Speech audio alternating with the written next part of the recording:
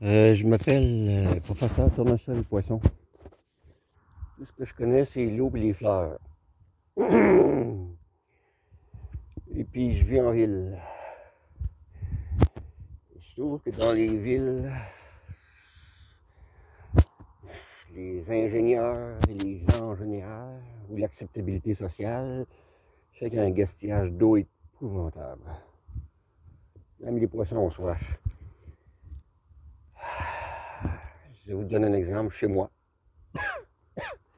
Moi, je m'organise le plus possible pour ne pas donner de l'eau à la ville. L'eau qui tombe du ciel est à moi. Je la garde, puis je fais pousser des fleurs. Mais, ils s'en gaspillent, les autres, ils ne voient pas ça. Donc, ils se dépêchent de mettre une espèce d'asphalte déguisé en gazon. Enfin, ils appellent ça du gazon, mais en réalité, c'est court comme ça. C'est aussi dire, c'est à peu près aussi imperméable que de l'asphalte. Pas autant, mais quand même, presque autant. De façon que, quand il pleut, quand la neige fond en mars, ça va y aller au Québec, au fait. Quand la neige fond en mars, ils se dépêchent d'enlever ça. En juin, juillet, ils se dépêchent d'enlever l'eau quand elle coule. Puis rendu au mois de juillet, le gazon est jaune. Là, il n'est pas encore jaune, là. On est au début juillet.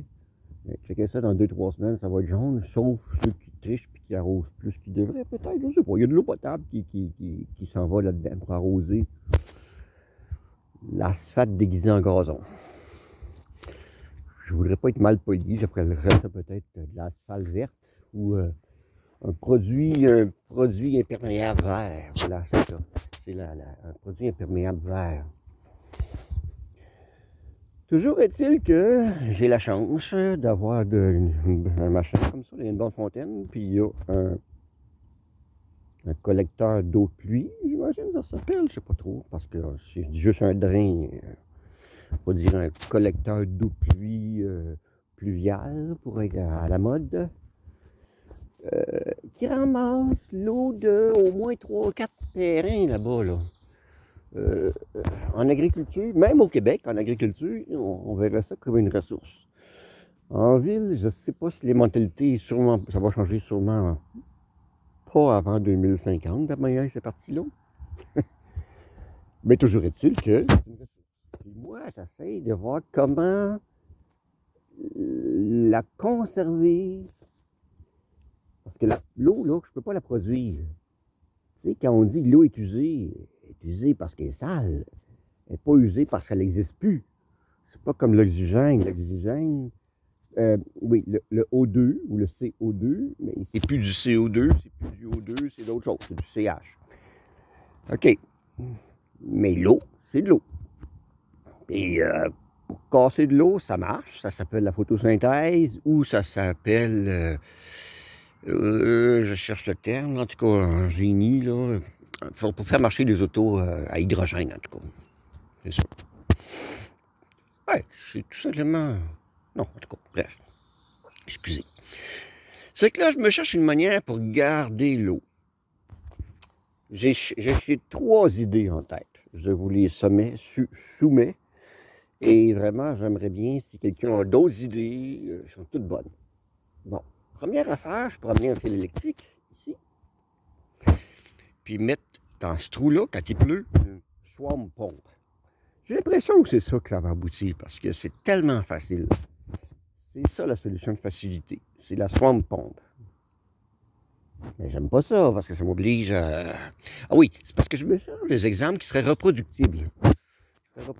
Si moi je réussis, ben ça va risque de donner l'idée. Puis je me cherche aussi quand c'est possible quelque chose de pas trop cher, pour que ça soit adopté par beaucoup de monde. C'est mon principe. Un tournesol, si vous avez sur partout, là, j'essaie de faire quelque chose qui serait disponible à la majorité des gens. Même pas fortunés. Bon. Alors, évidemment, il y a moyen de faire un puits, boucher le puits, puis mettre une pompe, puis faire comme au tiers-monde, puis c'est sûr qu'au tiers-monde, on ferait ça. On gaspille pas de l'eau comme ça, là, voyons. Potable, pas potable, c'est pas tellement important. C'est qu'il y ait de l'eau pour arroser ça, pour faire pousser les plantes, pour avoir de quoi manger. Bon, OK, je reviens à mon affaire. Une swamp pompe. La swamp pompe, ça a beaucoup d'avantages. T'es sûr que ça va marcher. T'enlèves le couvert de ça.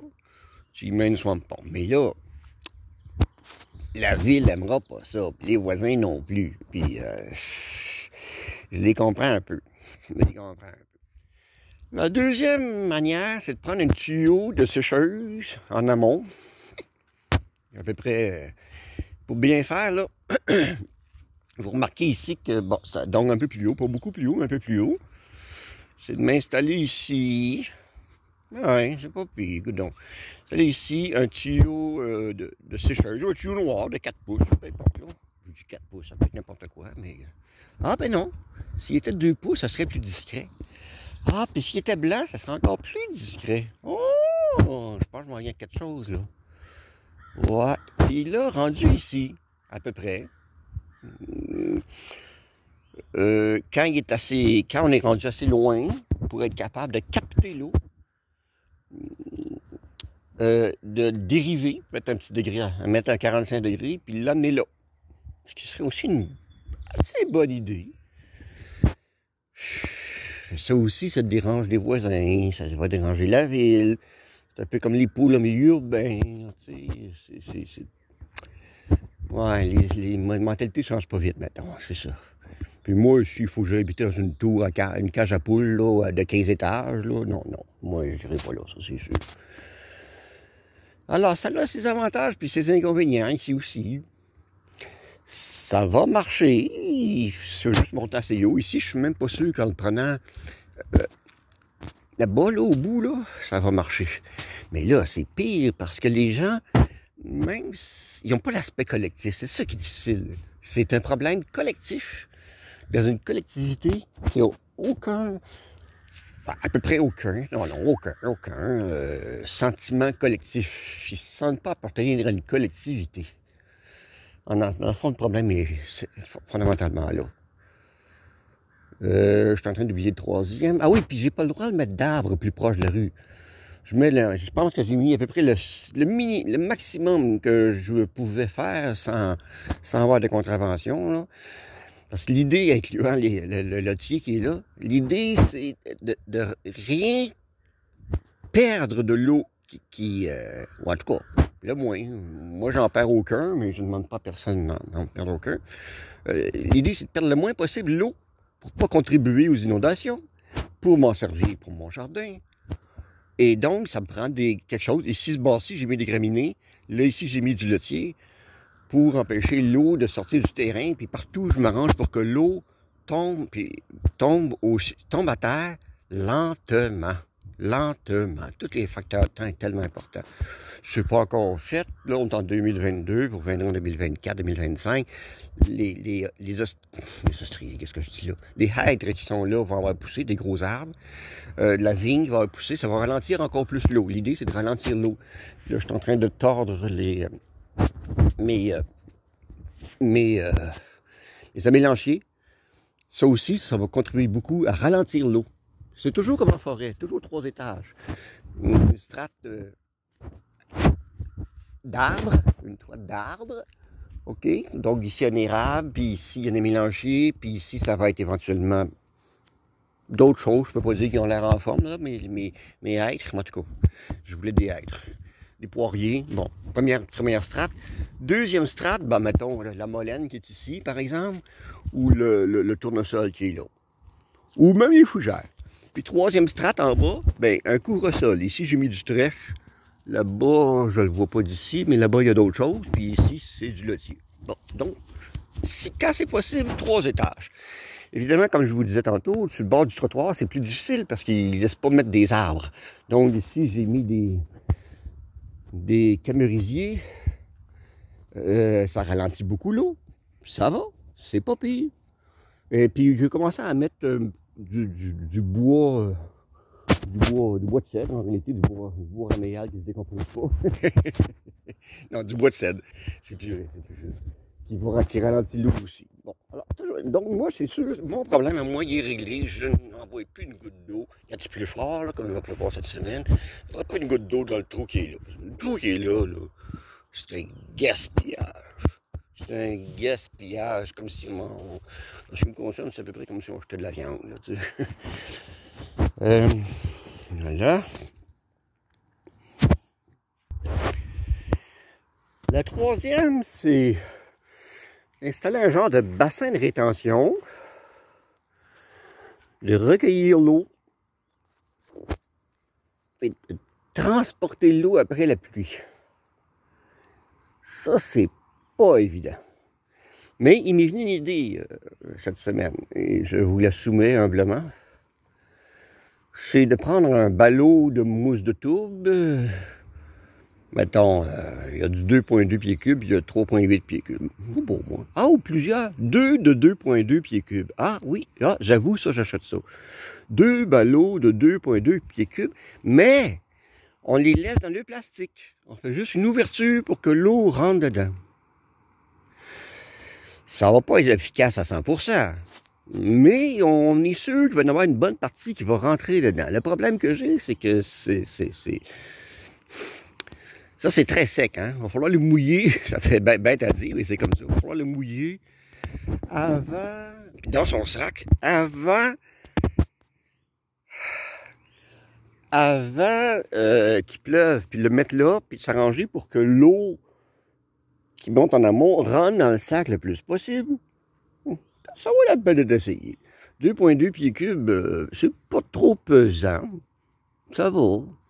Puis j'en mettrai 2. C'est pas bête non plus. C'est pas bête. Ah, je pourrais mettre un troisième, l'autre bord là-bas, là. Oh, j'aime mieux. J'aime ça l'idée. J'en mettrai 3. Un ici. Ouais. Un ici. Et un là. Ouais, je pense que là, je m'en viens à la bonne recette. Ouais. De façon que je remplisse le plus possible l'eau, puis après ça, je vais le transporter. Ça, c'est pas évident, mais j'ai pensé qu'un dolly, un diable, là. Ouais, c'est beaucoup plus de travail. Beaucoup plus. Mais ça dérangera pas trop. Pas vraiment la ville. La ville m'en a laissé prendre. Je me le gagne pendant la pluie, j'essaye, puis... C'est ça. Ça, c'est pour l'avoir pour mes plantes. Si je tiens pas à l'avoir pour mes plantes, ben... j'ai pas besoin de le transporter. Je peux laisser la mousse de tour là. Mais ça sera pas beau. Je veux dire, selon les critères de la ville de Gatineau, là, sur les critères de la ville de Gatineau, ça sera pas beau.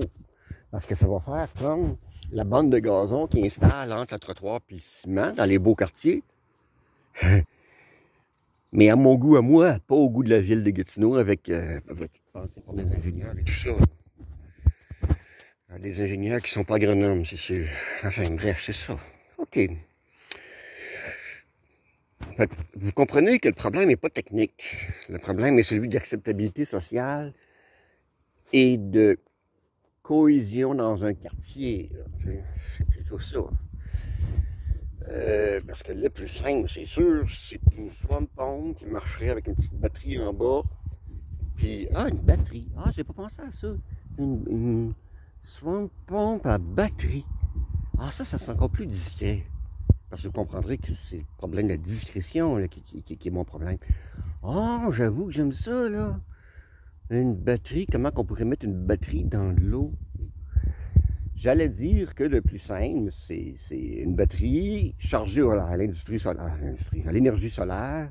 Tout ça dans le trou qui est là, puis qui, choup, rendu à la pluie, pousse ça ici sur le gazon. Fait que là, ben, c'est pas trop de travail. Il faut que je sois là, par exemple. Il ne faudrait pas trop de travail. Puis là, il faut que je pousse assez loin pour pas qu'elle retombe là, et que ça soit assez discret. C'est sûr, je sais.